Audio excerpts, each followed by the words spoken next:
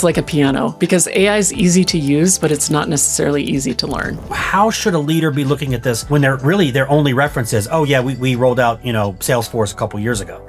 I think the crux of it is around the learning. We have AI that changes every week. Yeah. In meaningful ways. And so what that means is that the learning goes from being static to being dynamic. I totally get it with the larger organizations. If they pivot too fast, there's going to be a lot of chaos. Does this paradigm give smaller organizations an advantage? It sure does. It's why we saw Uber disrupt taxis. It's why we saw Airbnb disrupt Marriott. They move fast, they can scale quickly, they can disrupt it. We're going to see giants fall. And don't discount the big guys because they have $1 trillion sitting around that they can throw at these types of problems. What does a hyper-adaptive organization look like in practice? It's one that can sense and respond and learn in near real time. Melissa Reeve is a leading voice in AI native organizational transformation and author of Hyperadaptive. From the Toyota factory floor to agile marketing, she teaches leaders how to rewire their companies for the age of AI and make change actually stick. Welcome to Using AI at Work. I'm your host, Chris Daigle. Each week, we'll be learning how today's business owners, entrepreneurs, and ambitious professionals are getting more done with smart use of tomorrow's tech. Let's get started. Right now, every business leader is asking the same question. What are we going to do about AI? If this is you, ChiefAIOfficer.com has the answer. We give you a simple path forward where we provide executive and team training so your people know exactly how to safely use generative AI in their day-to-day. We also manage the deployment and implementation to make sure tools actually get adopted and deliver results. And we'll also guide company-wide transformation so AI becomes part of your operating system, not just another shiny object. The companies that act now will increase productivity, cut costs, and grow faster than their competitors. Those that wait will get left behind. So if you want to make AI work in your business, visit ChiefAIOfficer.com and see how we're helping companies of all sizes finally get results from AI. Hey everybody, welcome to another episode of Using AI at Work. My name is Chris Daigle and I'm the host of the podcast. And today our guest is Melissa Reeve.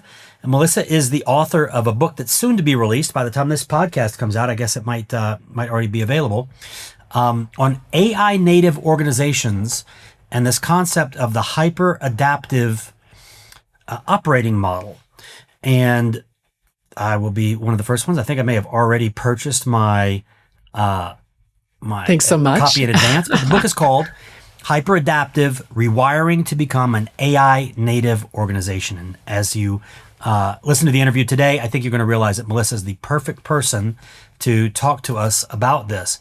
In that pre-interview, you mentioned that this whole journey for you started from on a Tokyo shop floor studying the Toyota production system. Take a second and just walk me through how that experience became a book about AI transformation. Yeah, thanks for that. So I do like to say that the book started on a factory floor. I was studying the Hino Motor Company, which is a subsidiary of Toyota. And the Toyota production system, for your listeners, anybody who doesn't know, is just all about lean manufacturing. And it was there that I really saw how somebody on the front line could pull what's called an andon cord, stop the production line, and make an improvement that rippled throughout the system. And so with that as my foundation, I didn't actually have some of these words in my vocabulary then, but I was a systems thinker. So I always thought holistically about cause and effect and second and third order effects, even through my career as an executive, primarily in the marketing function. But I was always sitting at the intersection of technology and marketing, and often embedded in tech-forward organizations. So in 2011, I discovered this thing called Agile and started applying it to Agile marketing. And that paved the way for integration into an organization called Scaled Agile. They were part of the whole digital transformation wave. And it's about adopting new ways of working and integrated new ways of working. It was DevOps, it was a little bit of John Kotter, it was a little bit of Clayton Christensen, Peter Senge and learning organizations. And when AI hit, I could see that this was going to be the next wave of transformation. And so I thought to myself, what lessons have we learned from the other transformations, from things like DevOps, the automation of the software delivery pipeline, factory automation, that we could integrate and really ground ourselves in as we're looking forward into the future. And that's where Hyperadaptive was born. I love it. So, one of the things that we talked about pre-interview when we were getting to know each other was this recent update from Block and Jack Dorsey about their approach to reorganizing what the hierarchy of a business looks like moving forward. And it just seemed like that with the release of your book and the depth of experience you have in exploring optimization of an enterprise, that the timing on this was perfect. Yeah, Now, it's great. business leaders are asking the wrong question if they're only asking, how do we add AI tools? In your perspective, they need to be asking a deeper question, something along the lines of, how does this organization itself need to change? And one of the concepts that you talk about is this concept of a linear organization. And that needs to change into this hyper-adaptive organization that you talk about in your book. Can you explain to me, what is a linear organization in your definition? Yeah, so I describe linear organizations as most organizations today. So you have strategy to execution, you have concept to delivery. When you think about that, there's a lot of handoffs and delays as things are making their way through the hierarchy. There's a lot of handoff and delays as things are making from concept to cash as we move our way through the functions. And that way of organizing the functional silos really emerged after World War II as we started to globalize our companies. And it made sense when things moved slower and people could really only hold one specialization in their mind. But when you think about AI is going to compress both of those dimensions. We don't need as many layers of the hierarchy because a lot of that, to be honest, was trying to make better decisions. And if we get more brains on it, we're going to make better decisions. And as we, on the other side of the concept to cash, as we spread into adjacent competencies, meaning you're no longer just a marketer, you can do other things as well enabled by AI. We don't, that functional specialization and siloization isn't going to make as much sense. And if you look at AI native organizations today, they're not necessarily organizing around functions, they're organizing around value streams. And so the question is if you're a linear organization, how do you get from here to there? How do you gradually rewire your people, your processes, your roles, even your operating model to become more AI native? So you just used the word gradually. Is gradually an option? Well, I mean, how fast can you turn an aircraft carrier around? And so when I say gradually, it's because we know that these enterprises aren't in speedboats. And so whether they want to or not, it's going to happen as fast as they can, but is not as fast as they like. And what we see is, and this is what we know from digital transformation, is that if you try to go too fast, too soon, you have tissue rejection in the organization. They just can't move that fast. And so why not harness that knowledge that we learned and figure out how do we actually move the needle in a meaningful way so that we can move together? So I totally get it with the larger organizations. If they, pivot too fast, there's going to be a lot of chaos. Does this paradigm give smaller organizations an advantage It sure does. Okay. Yeah, it's why we saw Uber disrupt taxis. It's why we saw Airbnb disrupt Marriott. They move fast. They can scale quickly. They can disrupt it. We're going to see giants fall.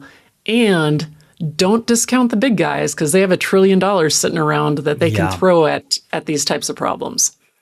And by the time they do get the aircraft carrier turned around, they're making big waves. So you introduced this concept a minute ago, and I like it a lot because I see it and experience it and see it in client companies. Once somebody who has a label or a domain expertise in the business, they're the marketing person, but they get fluent in using AI, not just the large language models in the chat environments, but they start to do, I don't know, maybe build some custom apps with some vibe coding tools and things like that. This marketer or this payroll analyst or this HR specialist or whatever the role is, they now are able to influence domains or get access to expertise from domains that were previously unavailable to them unless they scheduled the meeting or they went to the conference and those sorts of things. Does that play into this concept of the hyperadaptive organization? And what does a hyperadaptive organization look like in practice? Yeah, so let me start with the second part first, which is what does a hyperadaptive organization look like? And it's one that can sense and respond and learn in near real time. So you think about the AI systems that are in place that are doing the monitoring and figuring out what's going on in the market, what's going on in the inside the organization, what's going on with individuals in those organizations. And because there's so much information that's being munged on an everyday basis, we now can respond that much more quickly. But when you think about that much information coming in from all of these sources being interpreted, analyzed, responded to, like that's a totally different way of operating than what we have now. So what does that start to look like? I think this is the tip of the spear of innovation. So Claude recently held a hackathon, and the top winners of the hackathon were a cardiologist, a musician, a civil engineer, and I think it was one software developer. And that represents, in my mind, the untapped innovation that every organization has currently, that if they are deliberate about how they play their cards over the next year, 2 years, 5 years, they're going to be able to unlock that innovation. And but in order to do that, they have to take people out of their boxes. Okay, so some organizations, obviously, again, referencing Block and Jack Dorsey, he said one of the reasons we were able to do exactly what you just said, which is have this brain of where all of the information about the business was being collected. He said we could do that because we were a remote company, that everything that we did was creating an artifact, whether it was the email or the Slack or the call transcript and things like that. Now, we work with a lot of construction companies and manufacturing companies and things like that are physically present. There's not a whole lot of this remote artifact creation opportunity. Do those companies, are they at a disadvantage? Are they left out of this particular model altogether? No, not at all. So I'll just give you a few examples. Mercedes-Benz comes to mind, and they have something called the D-Shift program. And it takes frontline factory workers and it says who on the front line has aptitude around data that might be suitable for learning about AI. And they put them through this D-Shift program. And the goal here is to bring some of that AI knowledge goodness back to the factory line. In fact, Toyota did something also similar, where they empowered their frontline factory users to use their internal LLMs. And in this way, we're getting this cross-pollination, just like the cardiologist who's using Claude Code, just like the musician. And so really forward-looking companies are recognizing that we need to unlock the innovation and power even in these physical environments. My other favorite example is McDonald's. And they, they've got AI all over their supply chain. They've got sensors in the McFlurry machines, but they're also using it for things like scheduling. And if you've ever been in a McDonald's, I used to work at Burger King during the peak hours. It's madness. It's crazy, and it's stressful. And so their goal in introducing the AI is to relieve the stress so that they can deliver better customer experiences. And so whether you are in these knowledge-based organizations or these physical environments, I do think that AI has a place. Are there any industries that might be too linear for the AI era? Do you see some models or some industries that may not make it through the end of the decade? Well, yeah, I mean, I do think that giants will fall, whether it's because they're too linear, or quite frankly, it's just that their cultures won't be able to evolve. And I'll try and paint that picture for you. A lot of this has to do with incentives.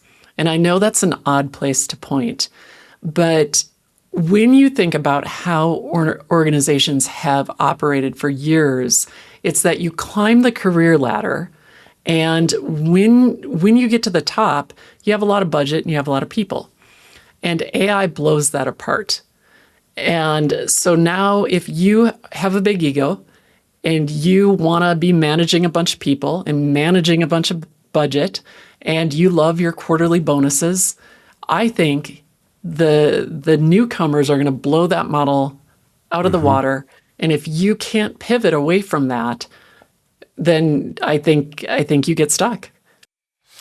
So it's interesting. So it's not so much the model that would be the impediment. It would be the culture behind the model. Right. That was okay. Yeah. Interesting. Which, kind of hits this maxim that AI is not it's usually not the issues with the technology. It's the issues with the people. But there's AI Yeah, that's problems, right? So a lot of leaders that we talk to are still treating AI as this. I mean, I guess because they don't really have anything to compare it against, but like a software rollout, right? Is that the position that you would take if you were in charge of a company, or how would you advise them to look at this? Because it is different. We just talked about the culture element of it. The learning curve on the software is pretty quick. Like, how should a leader be looking at this when their only reference is, oh yeah, we rolled out, Salesforce a couple years ago? I think the crux of it is around the learning. And there's two aspects here I'd like to focus on. One is, when you think about the rate of learning for a new piece of software, you could train everybody on Microsoft Windows 2007 and be relatively safe until Microsoft Windows 2010. So that's a nice 3-year window. We have AI that changes every week in meaningful ways. And so what that means is that the learning goes from being static to being dynamic. And so what you need to do is create the infrastructure through which ongoing learning or always-on learning can flow. And because AI has so many use cases, there's no way to build a curriculum around it. Yeah. So what we need to do is we need to create learning arenas where we can share the learning with each other. And so then this is part of the structures we spin up in the hyperadaptive model, where we create these structures through which the training can flow. So, for example, we have AI activation hubs, and this is fractal. So if you're a small organization, have one activation hub. If you are a large enterprise, you might have 50, 100, 150, who knows how many activation hubs for business units, for functions, for areas. You don't want everybody in the organization to have to keep on top of Claude's release of 4.7. Sure. But your AI activation hub can say, here's Claude 4.7. Here's what it means to you, legal people in this business unit. We're going to atomize that learning. We're going to create a couple of 15-minute videos for you. We're going to hand it off to our AI leads. These are your AI power users who can pair with the individuals on the front line and get that knowledge into the front line. And I like to call that the AI learning flywheel. And what's so magical about the AI learning flywheel is it's bidirectional. So not only do you get that learning flowing through down into the front line, but if somebody has a breakthrough on the front line, that's really cool automation that they built, they send it up to their AI lead, it gets codified in the AI activation hub, it gets shared through the network of activation hubs, and all of a sudden you have an organization that's updating itself.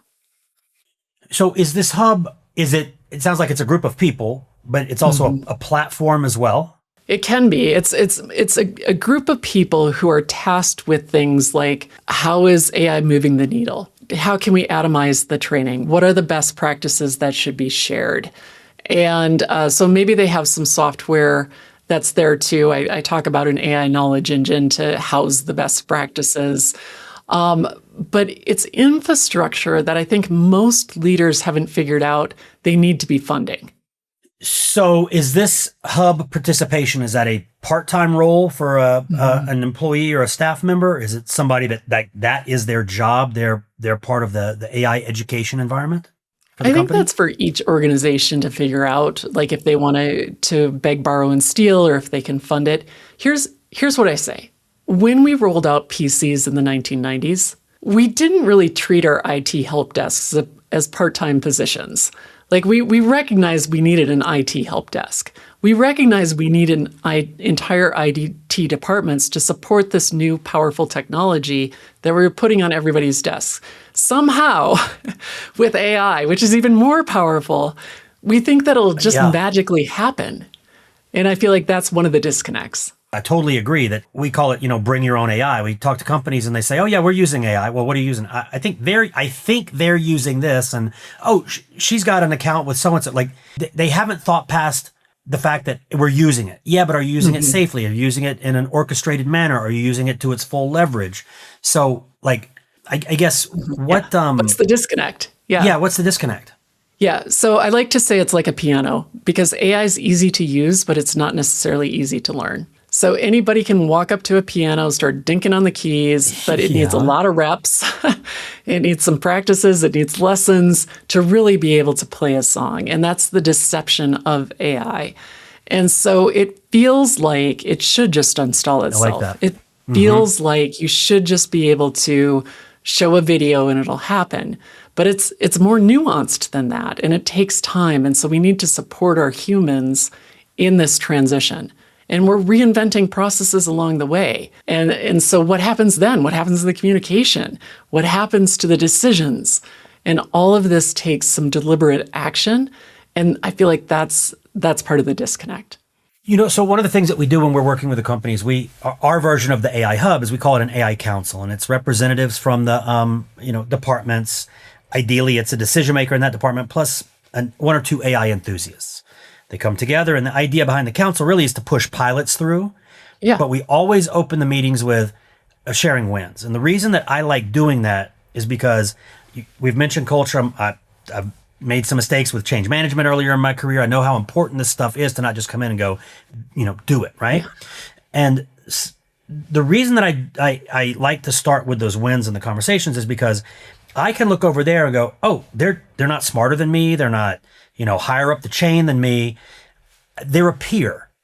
I trust, I know, like, and trust them. Therefore, if they're doing something cool with it, I'm not going to be intimidated by it. I'm going to be much more open to, hey, when the meeting's over, do you mind showing me what you were doing, what you were talking? Like, and that organic facilitation that has nothing to do with me as a chief AI officer or the CEO of the company, that is where we've seen, which is following this model, a lot of the enthusiasm behind the adoption, the lack of skepticism, and the lack of like, is this taking my job? Oh no, I just get to do the fun parts of my job now because I learned this trick from, Bill over in marketing.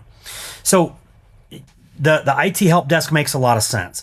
There's, all these settings and configurations and blah, blah, blah, right? I need some help with that.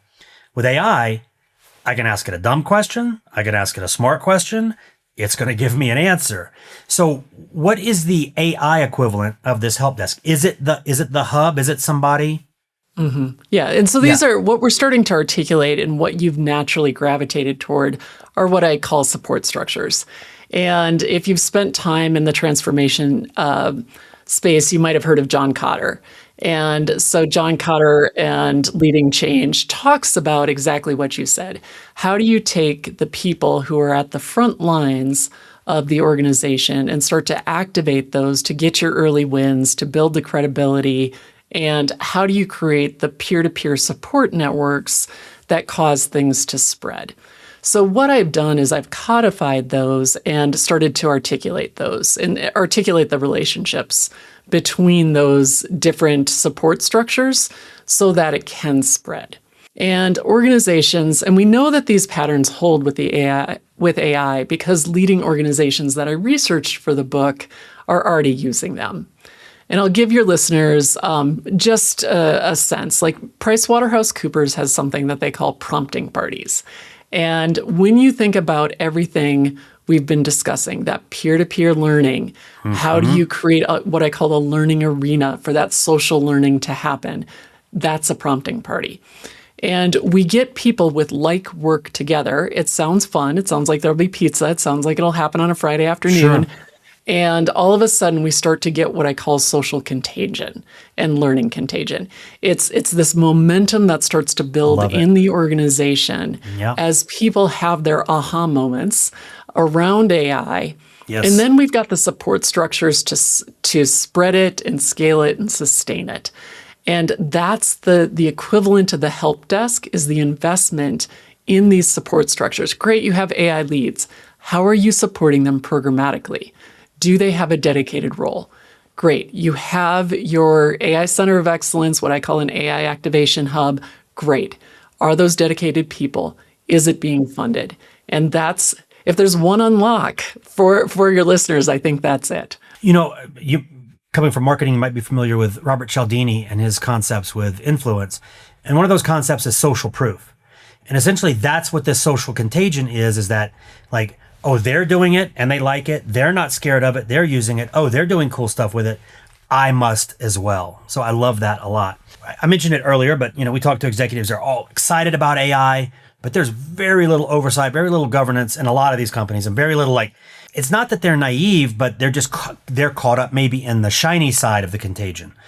What breaks when companies are giving everybody a license to ChatGPT or Gemini or Copilot or whatever, but there isn't one of these support systems or operating structures that you're talking about? Yeah, I think the shift around governance in my mind, we talked about static versus dynamic learning.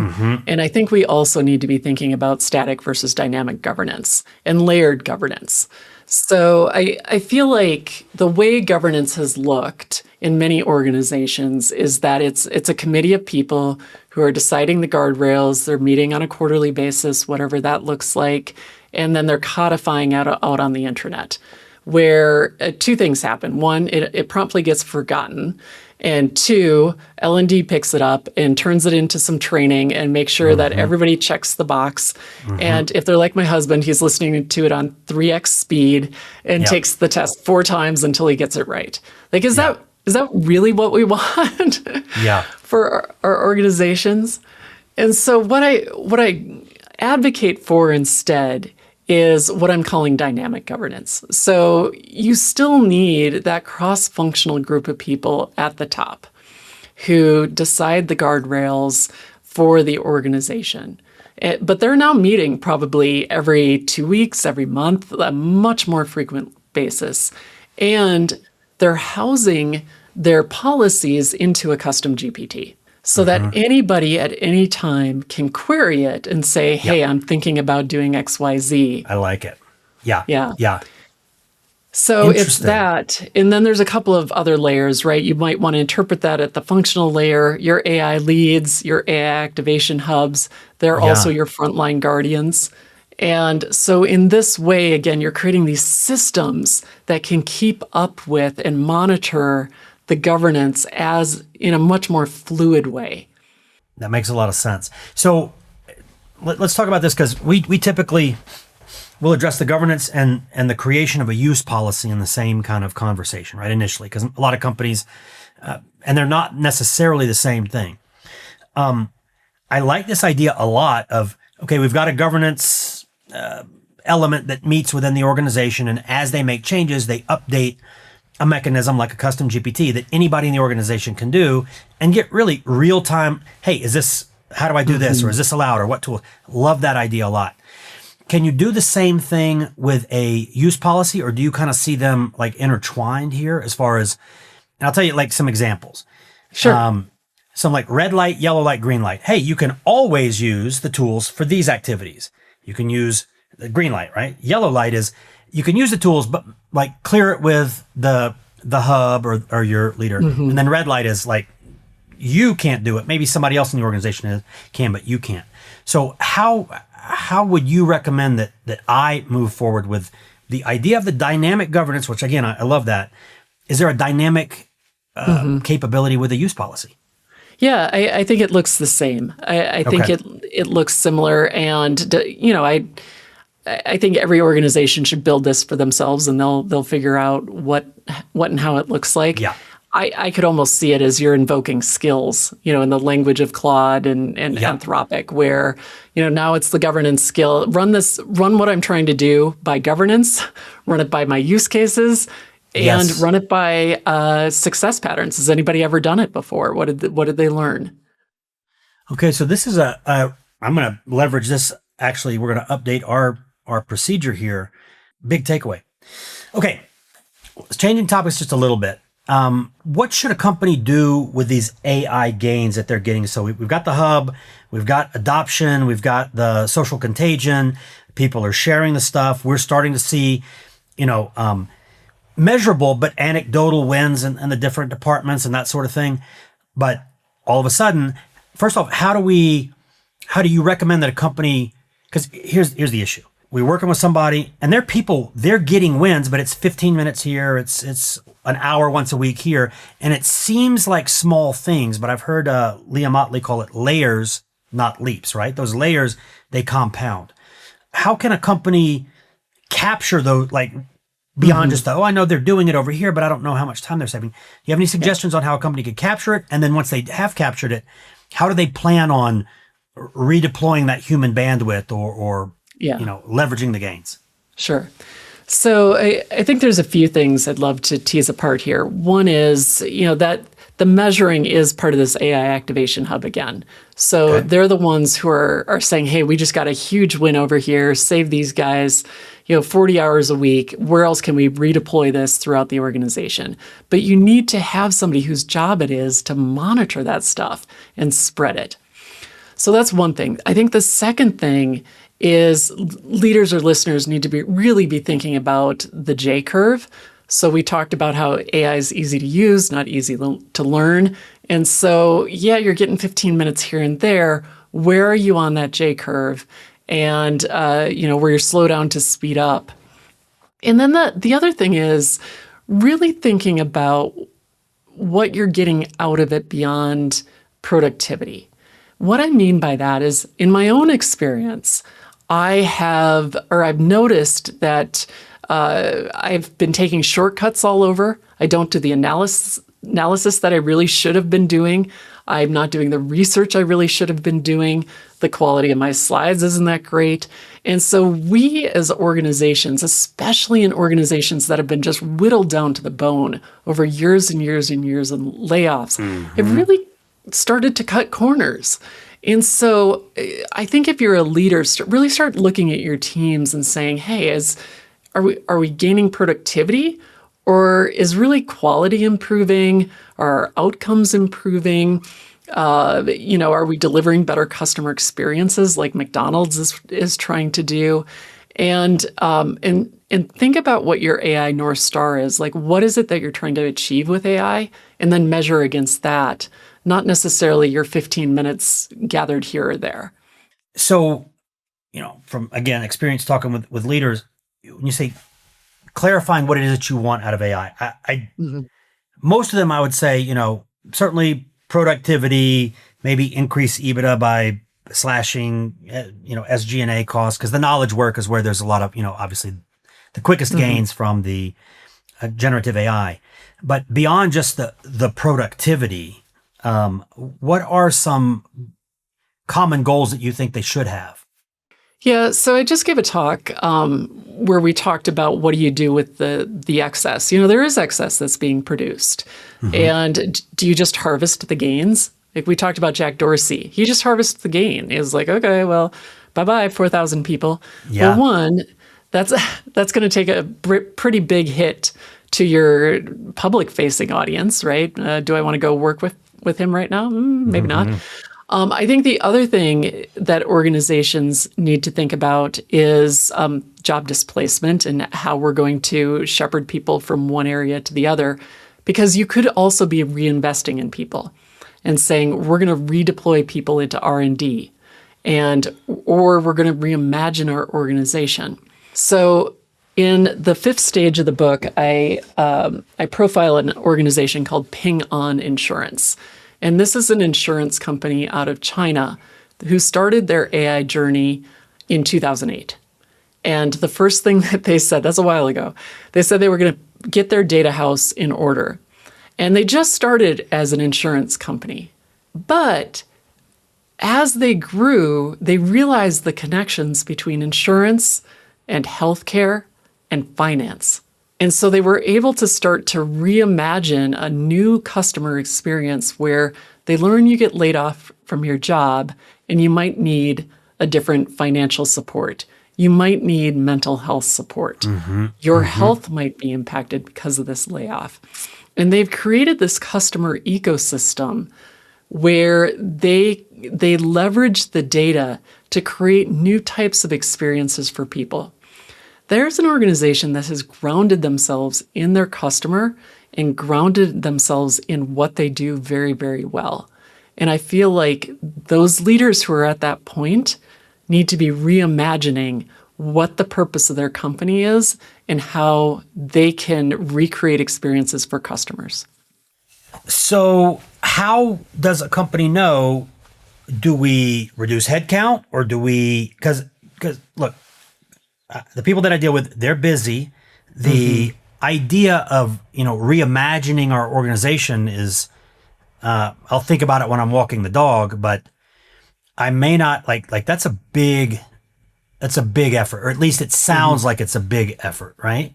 Yeah. So how do these leaders know, what are some signs maybe on, look, it's time to harvesting the gains in this case might mean laying off the 4,000 people versus, hey, I see some opportunities here as an insurance company to also leverage some of these insights into, financial intelligence and health intelligence for our customer base. What are some signs I should look for as a business owner? Yeah, and that's where the hyperadaptive model really shines, right? Because it says this isn't going to happen overnight. And although we know we need to change our organizational model, we got to keep the plane flying while we're rewiring. And so, we've primarily up until this point in our conversation really focused on stages 1 and 2, which is getting your foundation in place, your governance in place, identifying your AI leads, spinning up this AI activation hub. But what starts to change in stage 3, which is where you start to do some of that reimagining, is you start to think in terms of more value streams and the AI impact hub. And your AI impact hub is saying, okay, as more and more automations take hold, and we know that the jobs shift from doing the thing to building, monitoring, and maintaining the automations that do the things, job roles really start to change. And so let's spin up dedicated people to take a look at what's happening. What's happening to the people? What's happening to the jobs? Are we going to redeploy people? How do people have the attitudes and aptitudes to move into this new space? How do we start to experiment on a small scale, which is what we do in stage 3, and run small experiments around this reimagined business before we start to scale it in stages 4 and 5? And that's how we start to dip our toes into this new way of working without blowing up the business. How do I come up with those experiments or those, I guess I could work with the models and say, give me some ideas on how we could reimagine our business, of course, but are there some more but I think that way. I think in AI, the models are my default, for any type of question that I have. But if I want to, because sure, the executive leadership team, I'm sure they've got some great ideas, but they're not doing the thing that you talked about, right? The people further down the hierarchy are doing the thing, and their insights could be I always wondered why we didn't do, X, Y, Z, that sort of thing, right? Yeah. How do we tap people or give them permission or train them to start thinking about what a reimagined version of our company looks like? Yeah, so there's no one answer, but again, if you've laid down some of these new pipes, right, your AI leads, your AI activation hubs, your AI impact hubs, what you're also doing is laying down new infrastructure for ideas and learnings to flow, right? So we talked about how you atomize the learning from the AI activation hub to the lead to the practitioner. You're also creating those funnels for the practitioner back up. Simultaneously, Got it. you should be implementing and using things like design thinking tools. So you're starting from the customer back, which is exactly what Ping On did. Is that what do our customers need? And then how does that intersect with what we're really good at? So I want to go to a topic that's been, I guess, top of mind for me, and it's going to require a little bit of a context for the listener. Jack Dorsey, who we mentioned earlier with Block, he, at the end of February, announced the layoff of 40% of their entire team of 10,000 people. They fired 4,000 people. And I heard it. I was like, AI optimization got them. They automations or whatever, right? But a few weeks later, Dorsey came out with this paper called From Hierarchy to Intelligence. And basically the thesis was they evaluated what the roles were doing, and that in an organization their size, about 60% of those roles were ingesting, receiving information from different departments. They were analyzing that information. They were figuring out, signal versus noise, and then they were passing that information up, down, or laterally in the chain. And Dorsey realized, hey, wait a minute. AI is pretty good at that. We don't need humans to do that anymore, right? So perfect timing with the stuff that we're talking about here, with the release of your book and all those sorts of things. And I know that you're familiar with this. What was your reaction to his hierarchy to intelligence idea? Yeah, so a couple of layers here. One is he harvested the gains. So we talked about that's one option. The second is the World Economic Forum has stated that I think it's like 72 million jobs are going away and 98 million jobs are being created. And when you think about that level of displacement, that's a lot of redeployment. And so the question becomes, who's going to pick up that redeployment cost? Is it going to be, I'm just going to lay off 4,000 people? They're going to have to figure it out, how to reskill themselves, how to upskill themselves. And then Jack Dorsey, when he figures out like, I actually did want to grow my company in a different direction, has to try and hire all those people back. But now he's got a little bit of a ding on his name because he just laid off 40% of his company and said, guess what? I don't want you. I don't need you. Or is it a company that looks more like the Unilevers of the world and the MetLifes of the world? And both of those organizations are saying, hey, let's do two things. Let's break down our jobs by skill, and let's break down our humans by skill, and let's figure out what our needs are. And let's use AI to match the skills to the needs, regardless of where they sit in the infrastructure, knowing that people can probably do more than just shuffle information around, and knowing that things are going to change. And one of our biggest expenses is hiring and retraining people. So let's figure this out in a little bit a smarter way, in my opinion.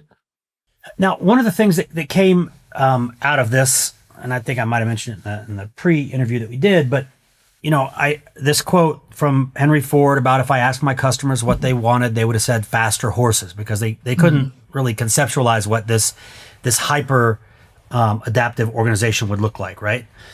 And in this case, it seems like most of what's being taught, okay, first let me ask you, is Block a warning sign, a model for what we should be striving towards, or both, or neither?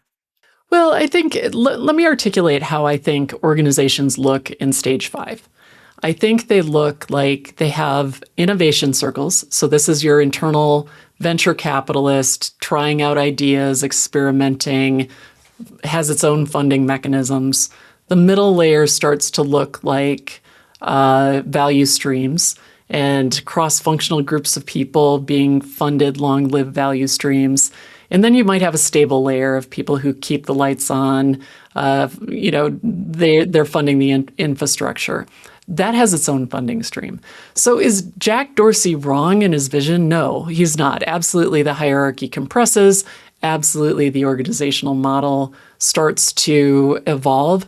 I think where he wielded a hammer is he was like, well, let me just lop off 40% of the organization and then just try and accelerate into stage 5. And that's fine. He's an 8,000 person organization or whatever it was. I don't know if you are one of the giants, if that works that well. Mm-hmm. So I mentioned this concept of the faster horses. If this hierarchy to intelligence model is viable, and we will start seeing maybe not every company and maybe not all in, but that there will be more adoption of agents that are feeding on context that the business is generating and blah, blah, blah. Really like the basics, the entry level of what's possible with these tools. Right now, that again, the hierarchy will compress, as you mentioned, but right now we've got consultants and efforts internally and chief AI officers and all this stuff, and they're not doing that necessarily. They're going into the organization and they're doing the things, those layers, not leaps that we talked about. They're teaching them how to use LLMs. They're teaching them how to use, Google Workspace Studio to build a light automation or whatever those things are. So it seems like the companies now we're making the faster horses as compared to preparing for a stage 5 environment. How do we do both simultaneously? Or can we? Yeah. Well, I think you can. This is also the horizons of investing, right? So Horizon 3 investing is the future, and let's invest in that. Horizon 2 is kind of our validated near-term next cash cow, and our Horizon 1 is our cash cows. So there are frameworks and there are models for us to reinvent ourselves as we're going forward. I actually think the mistake that too many organizations are making is they're trying to go too fast too soon. And I know that feels counterintuitive, but the thing is if you want orchestrated agents and you haven't put down the layers, then what I have seen and heard happen is they fail. We've got this 80% failure rate. And they burn through political capital, they burn through monetary capital. People start to get cynical about the technology, and it makes it that much harder to move forward. Where if you haven't gathered already, I'm an advocate for a very deliberate approach. The bigger you are, I think the more deliberate you have to be. As painful as that feels to hear, because everybody's got FOMO and everybody feels like we have to do this yesterday. But I do think there's something to being very deliberate, and these patterns are tried and true. I'm not just like pulling this out of thin air. It's like this is the proven ways on how organizations change. As the saying goes, history may not repeat itself, but it sure rhymes. Yeah, exactly. Yeah. So you mentioned quick wins. Are quick wins now? I hope that my listeners are looking at this not just through theoretical or this is interesting, but really like how can I maintain like economic viability with my business? How can I be competitive as those in my industry who who have some of the addressable market? They're doing things with AI. These guys are doing things. They're doing things with AI. Are quick wins necessary? I love them as foundations. When they don't have focus, when everybody's doesn't have a North Star and they're just left to their own devices, they can turn into random acts of AI. And that's where I feel like people get a little stuck because there's just like little pockets of quick wins and they're not coordinated. They don't have an AI North Star, like let's do 15 drugs in 5 years. And so everybody's just kind of doing stuff where they can. Yeah. And we just need to give people a little bit more focus and create these structures that help them to do that. And I think all of a sudden the flywheel starts to turn. We start to go to momentum. We're measuring it. And we see our organizations like make meaningful leaps forward. Mm-hmm.